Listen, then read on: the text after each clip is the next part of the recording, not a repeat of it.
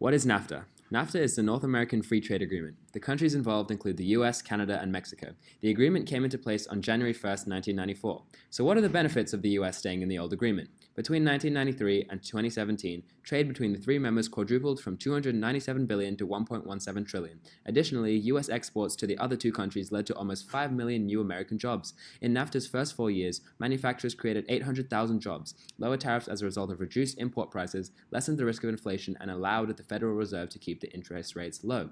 So what are the drawbacks? Well, US jobs were lost. Since labor is cheaper in Mexico, many manufacturing industries withdrew part of their production from the high-cost United States. In the same period, 682,900 US jobs went to Mexico, but 116,400 of those jobs were displaced after 2007.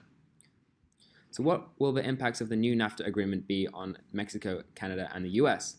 Well, the automotive sector was at the core of US President Donald Trump's desire to rework NAFTA, and the deal struck seeks to impose curbs on the lower-cost Mexican car industry. The new deal requires 75% of the value of a vehicle to be produced in the North American region, up from the original NAFTA threshold of 62.5%. Aside from making it harder for car makers to assemble autos outside of North America and still get duty-free access to the most lucrative market, the United States, the higher threshold also aims to keep more parts from Asia out of the region. The number significantly exceeds last year's total imports and allows Mexico's industry room to grow, but serves as a potential quota. The side deal also allows U.S. national security levies on Mexican auto part imports above $90 billion per year.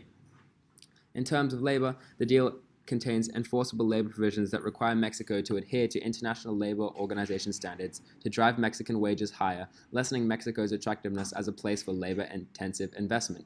Stronger labor rules and upward wage pressure may translate into a more robust Mexican consumer demand in due course.